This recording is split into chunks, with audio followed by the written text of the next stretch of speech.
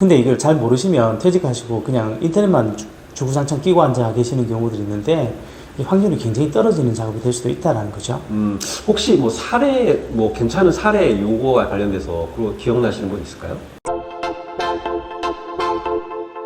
자격증 말고 뭐 자격증을 따더라도 내가 스스로 일자리를 찾아야 되잖아요. 일단 네. 활동을 해야 되잖아요. 내가 가만히 있는다고 감이 입으로 쏙 떨어지면 좋겠지만 내가 가만히 있으면 아무도 안 알아주잖아요.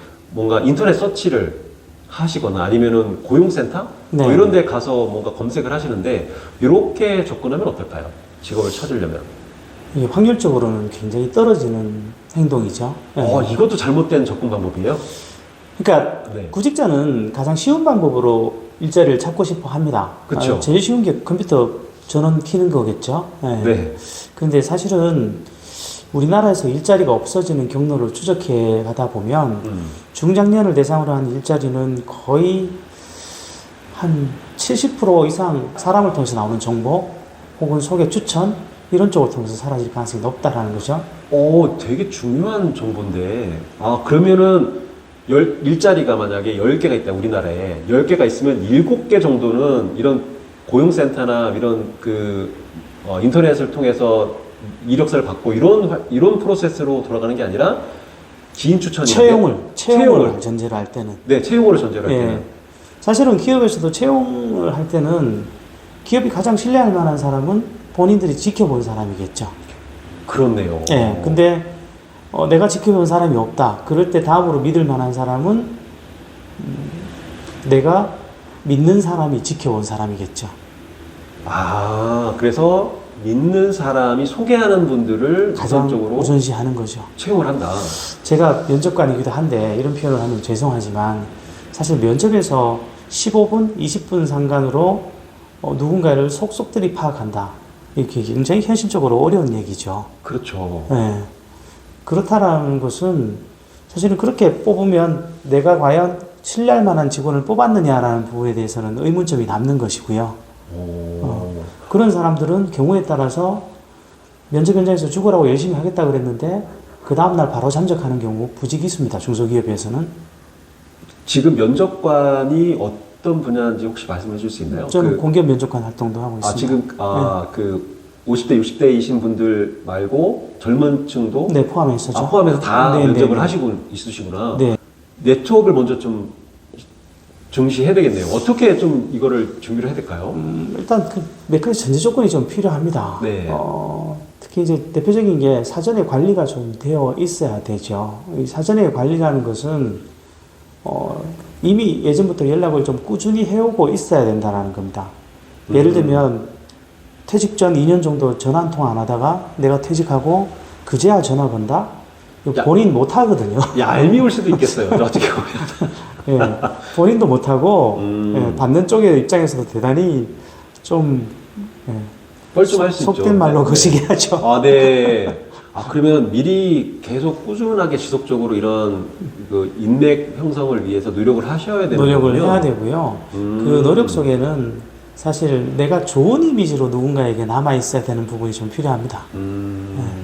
내가 안다고 하지만 저 사람은 나를 안 좋은 이미지로 기억한다라면 절대로 좋은 정보를 주거나 소개나 추천으로 이어지는 케이스는 없겠죠. 그러면 퇴직 전 최소한 2년 전부터는 꾸준하게 뭔가 그래도 네트워킹을 해서 신뢰할 수 있는 그런 모습들을 보여줘야 되겠네요.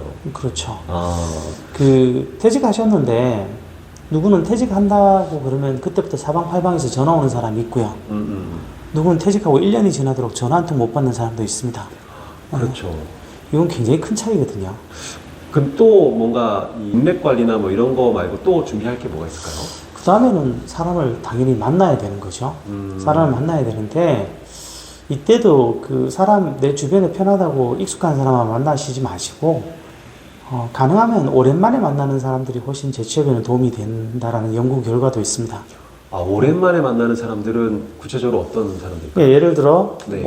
1년에 한 번 정도 본다든지 한 달에 한 번 정도 본다든지 이런 띄엄띄엄 만나는 사람들이 정보 채널도 안 겹치고 또 전혀 다른 이야기도 좀 들려줄 수 있는데 이걸 잘못 이해하시면 어제 만났던 사람 또 만나서 술만 드시는 경우들이 있는데 이건 제 취업에는 전혀 도움이 안 된다는 거죠. 아, 그러면은 뭐랄까 어떤 그 동호회 활동을 하긴 하지만 가입을 했지만 뭐 번개나 이렇게 오프라인에서 모임을 가끔 1년에 한두 번 나갔는데 그런 곳에 좀 나가서 새로운 사람을 만나서 그 사람들의 어떤 네트워크를 좀 활용을 해서 뭐 정보를 그런 얻을 수 것도 있겠네요. 왜냐하면 일자리라는 게 어디서 어떻게 나올지 모르거든요.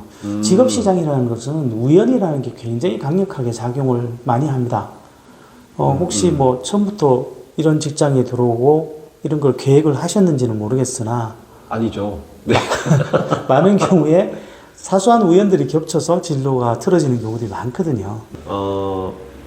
어쨌든 그래도 30% 정도는 이런 일자리를 인터넷이나 아니면은 뭔가 이 고용센터 등에 활용을 하는 방법도 뭐 있죠. 소홀히 할 수는 없지만 네. 그것만 해서는 부족하고.